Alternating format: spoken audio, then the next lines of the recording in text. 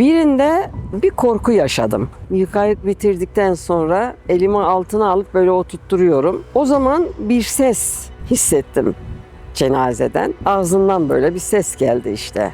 Bir hırıltı, bir nefes. O anda biraz ürperdim. Cenazenin birisine abdestini tutturamıyorum. Baktım olmayacak. Bir cami imamına gittim. Hoca bana dedi ki sen çok rahat ol. Sen vazifeni yapmışsın. Kişiyi nasıl Cenab-ı Allah huzuruna almak isterse öyle alır. Cenazelerden rüyanıza giren oldu mu abla? Oldu. Bir ablamız vardı. Onu böyle büyük bir ev, yeşillik içinde, güzel bir evde ziyaret ettim. Onu öyle gördüm. Çok da sevdiğim birisiydi. Dediklerini hissediyorum sadece. O ses tonu olarak. Yıkarken hiç böyle ağladığın bir cenaze oldu mu? Oldu. Annemdi. Annenizi kendiniz mi yıkadınız? Kendim yıkadım. Önce Allah'a dua ettim. Ya Rabbi bana öyle bir cesaret ver ki ben annemi gözyaşlarıyla yıkamayayım dedim. Sizi tanıyabilir miyiz? Ben Hatice Elbeyli. 30-35 yıl kassalık yaptım. İlk yıkadığınız cenaze kimdi? 4 aylık bir bebekti. Oturduğumuz yerde hiç kimse yıkayan bulamadılar. Yani yeni evli sayılırdım o zaman. Çok üzüldüm o duruma. Ben de annemden görmüştüm zaten. Ondan biraz bilgim vardı. Dedim hadi bunun suyunu falan şey yapın, hazırlayın. Ben yıkayayım dedim onlara. Bunlar çok sevindiler. Sonra o çocuğu ben yıkadım yani. Ondan sonra tekrar bir tane gene oldu. Benim evimde kiracıydı. Onun da bir kızı öldü. Onu da yıkadım. Derken büyüklere sıra geldi. Ne kadar cenaze yıkadığımın sayısını hiç bilmiyorum. 30-35 yılda orada bu görevi yaptım. Görevli olarak çalışmadım bunda. Benim yıkamam çok hoşlarına giderdi. Gelirler evimden alırlar gider. Ben orada görevimi yapar gelirdim. Bu kadarlık yani. Peki bu mesleği yapmaya nasıl karar verdiniz? Annemle bir cenazeye gitmiştim kızken. Bir genç gelindi. Çok da etkilendim.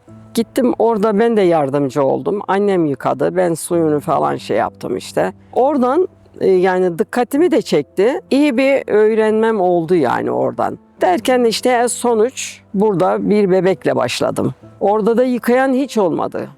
Kocaman oturduğumuz payastayız. Bir bebeği yıkayan yok. O kadar üzücü bir durum ki. Öyle olunca ben başlamaya karar verdim. Derken yani cenazesi olan gelip çağırmaya başladı. Ben şimdi reddedemezdim bunu yani. Hani bildiğin bir şeyi nasıl reddedebilirsin? Çoğu zaman yemeğimin altını söndürdüm. Gittim yani ocağımı kapattım gittim. Yani işimi gücümü bıraktım gittim yani. Anneniz kaç yıl gassallık yapmıştı? Annem de çok yapmıştı. Annem mesela benim babam bir cami imamıydı. Erkekleri babam yıkardı. Hanım olanları da annem yıkardı. Ben gözümü dünyaya açtım açalı. Yani onun yıkadığını bilirim ama kaç sene yaptığını bilmiyorum tabii ki. En son çocuğuydum çünkü. İlk bir ölüyü yıkadığınızda nasıl hissettiniz kendinizi? Genç bir gelin bebeğiyle beraber kazada ilk çocuğuyla beraber vefat etmişti. O beni çok etkiledi. Günlerce unutamadım onu. Bazı şeyler böyle insanın unutamayacağı anlar oluyor. Bunlar da birkaç sefer olmuştur hayatımda. Birinde bir korku yaşadım. Yani yıkadım. Yıkayıp bitirdikten sonra şimdi elimi altına alıp böyle oturtturuyorum kendini. Yani öyle yapmam gerekiyor tabii ki. O zaman bir ses hissettim cenazeden. Ağzından böyle bir ses geldi işte. Bir hırıltı, bir nefes. Belki içinde bir nefes kalmış o çıktı. Orada biraz bir korku yaşadım. Diğer bir etkilendiğim şey de cenazenin birisine abdestini tutturamıyorum. Yani abdest aldırıyorum, gidiyor, abdest aldırıyorum, gidiyor. Bu defalarca yani. Baktım olmayacak. Gerekenleri ben yaptım. Açıkça konuşamıyorum. Gerekeni yaptım. Kefenledim ama bu beni çok çok etkiledi. Acaba ben bunda bir günah içinde kaldım mı diyerekten. Derken sonra bir cami imamına gittim. Hocam dedim böyle böyle. Ben dedim böyle bir şeye rastladım. Çok dedim yani yemek yiyemiyorum, üzülüyorum. Ne yaptığımı bilmiyorum. Vazifemi yaptım ama dedim sonuç olarak abdest tutturamadım dedim. Hoca bana dedi ki ne sen çok rahat ol.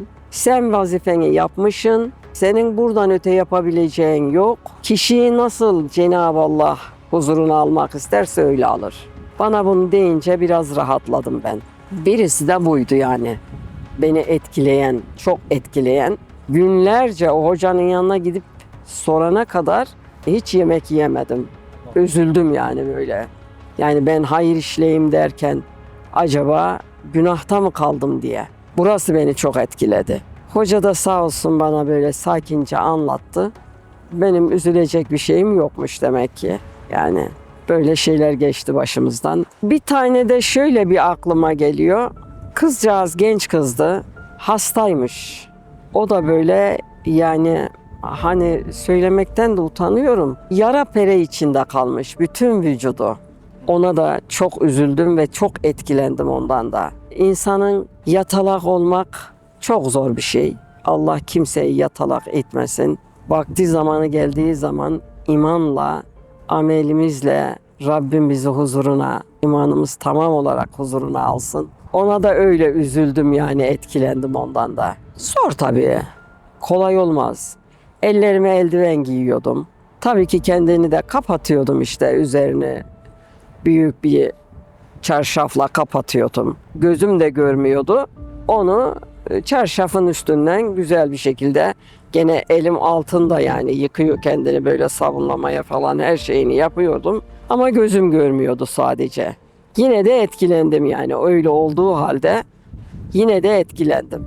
Yaralı çok zor. Çok zor bir şey yani. Normal cenazeyi yıkama gibi değil. O şey de öyle oldu işte. O bir gelin yıkadım dedim ya. El kırılmış, ters dönmüş. Ondan da onu etkiledi beni. Çocuğunu da yıkadım. Kucağına koydum. İkisini de kefenledik. Gönderdik. Vazifemizi yaptık orada yani. Abla yıkarken hiç böyle ağladığın bir cenaze oldu mu? Oldu. Annemdi. Öyle mi? Annemdi. Annenizi kendiniz mi yıkadınız? Kendim yıkadım. O vasiyet etti çünkü bana. Kızım beni hiç kimseye dedi şey yapmaz sen de yıka dedi. Onu öyle annemi yıkadım. Yıkayana kadar ama önce Allah'a dua ettim. Ya Rabbi bana öyle bir cesaret ver ki ben annemi gözyaşlarıyla yıkamayayım dedim.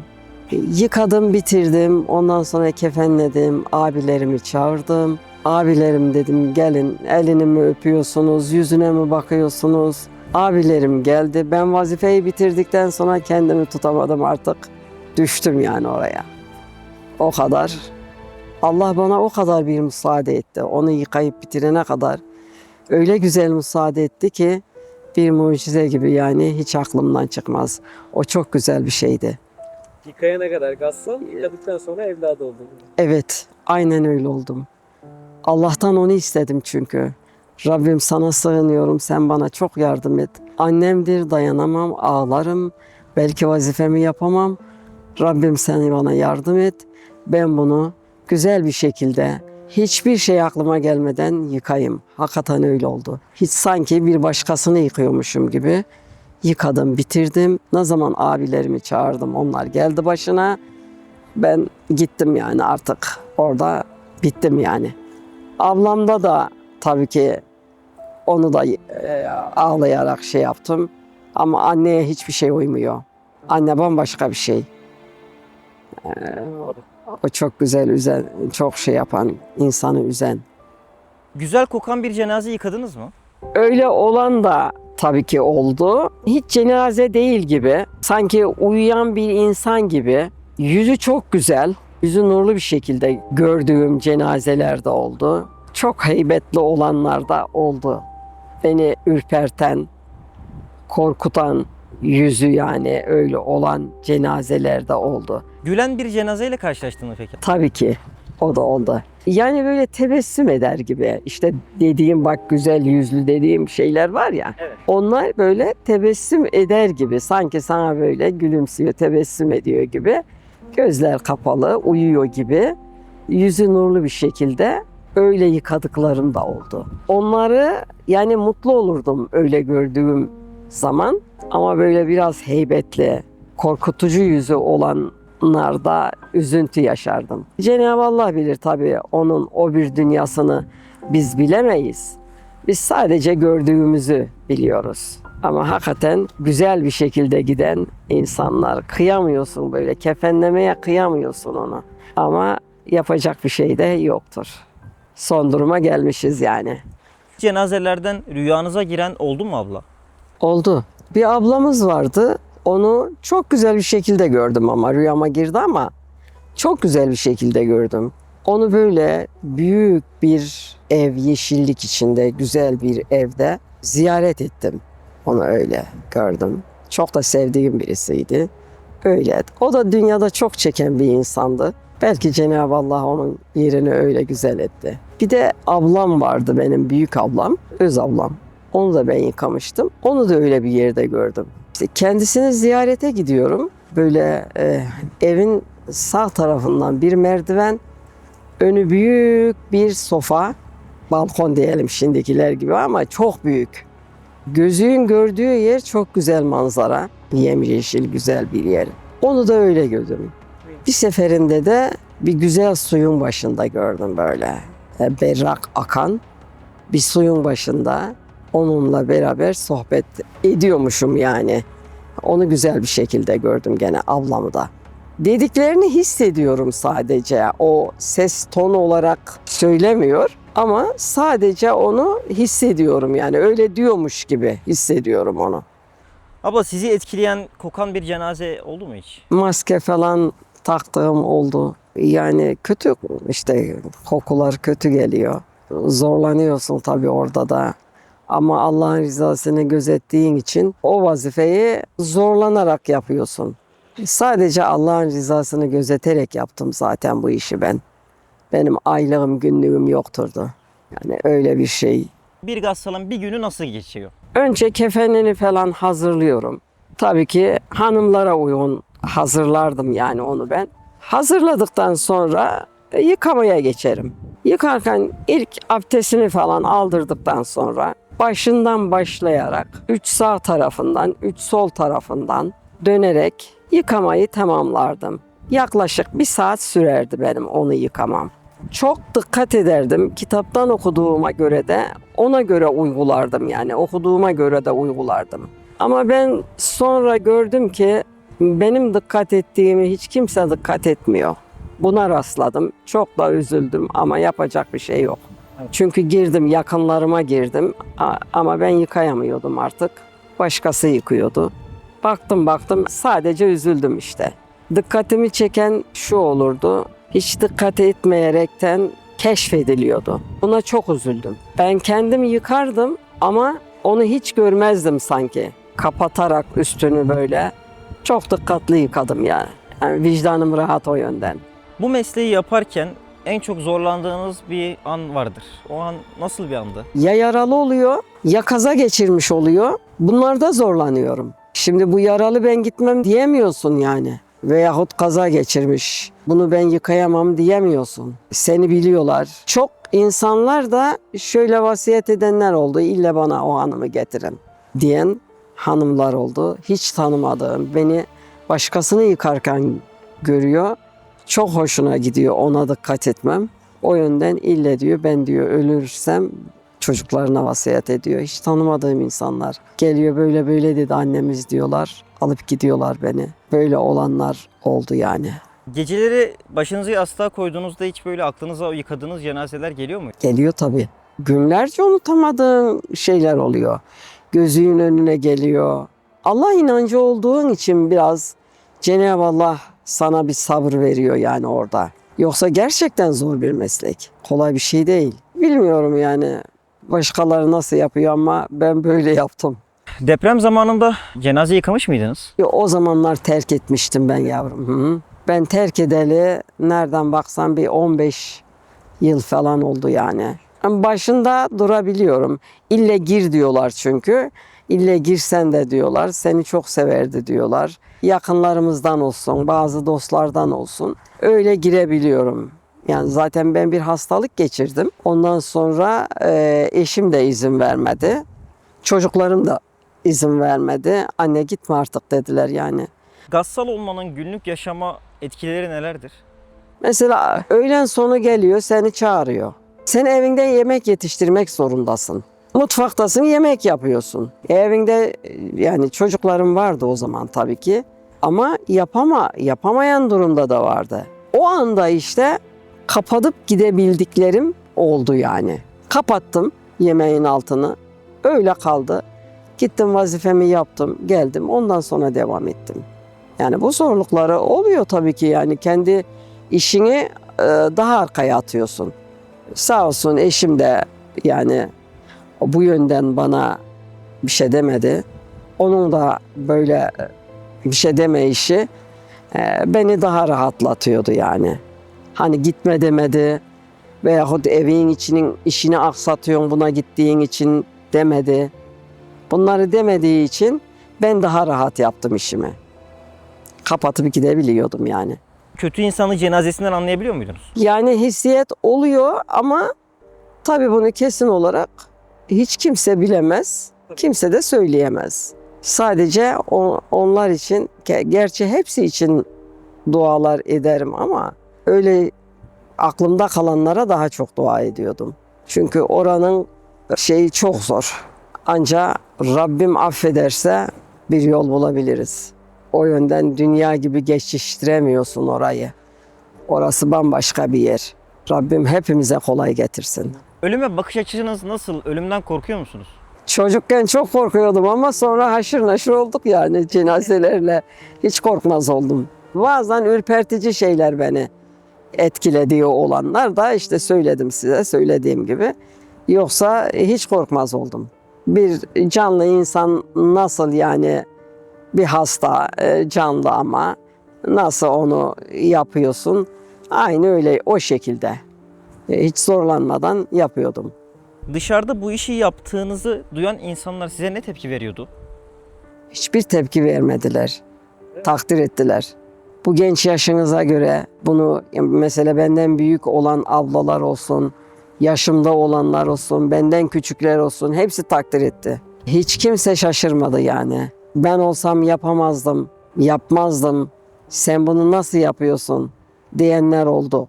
Bu mesleği yaptıktan sonra Allah ile olan bağınız arttı mı? Tabii inancın daha kuvvetleniyor. Orası bir kesin. Şimdi ne kadar ne desem yani hiç kimse bir günde bir yere gelemez. Bunu yaşaya yaşaya tabii ki inancına daha dikkat ediyorsun. Daha iyi yaşamaya çalışıyorsun. Onu ben yapmadığım zaman sanki bir farzı yapmamış gibi yani üzüntü duyuyorum. Yaptığım zaman rahatlıyorum yani. Allah için bir şey yaptığım zaman rahatlıyorum. Onu kendime bir vazife gibi işte yapıyorsun. Mutlaka insanı daha olgunlaştırıyor, ölüme yakınlaştırıyor. Her an ölümü düşünebiliyorsun. Çok dalalete gitmiyorsun. Yani inşallah tabii ki, inşallah böyle olduklarını hissediyorum yani tabii ki. Çünkü yaşıyorum onlarla beraber çok yaşadım. Öyle veya böyle işte bak şu güne kadar geldik. Yaş 73. Yani bizim de artık yavaş yavaş ayaklarımız burada. Ne zaman geliriz bilemeyiz. Allah'ım imandan ayırmasın. Rabbimden dileğimiz bu. Hayalhanem hakkında ne düşünüyorsunuz? Çok beğeniyorum. Mesela onun ben vaazlarını dinlediklerim oldu. Hoşuma gittiği için dinledim. O yolda ilerlediği için takdir de ediyorum. Risale-i Nur'u çok seviyorum. Onun yolunda, onun yolcusu olanları çok seviyorum. Risale-i Nur'daki insanlar gibi hiç kimseyi görmedim. Üstadı çok seviyorum. Onun yolcusu olan herkesi seviyorum yani. İnşallah sizin gibi gençlerin de emsalları çoğu olur. Şu dünyada, yalan dünyada şu inançsız gençlik Allah'ım hidayet etsin. Rabbim güzel yollara döndürsün kendilerini de. Onlara da her zaman dua ediyorum. Yani böyle inançsızlığı gören bir insan değildim ben. Bunlar beni çok üzüyor. Faydalı olabildiysek inşallah ne mutlu bize diyelim.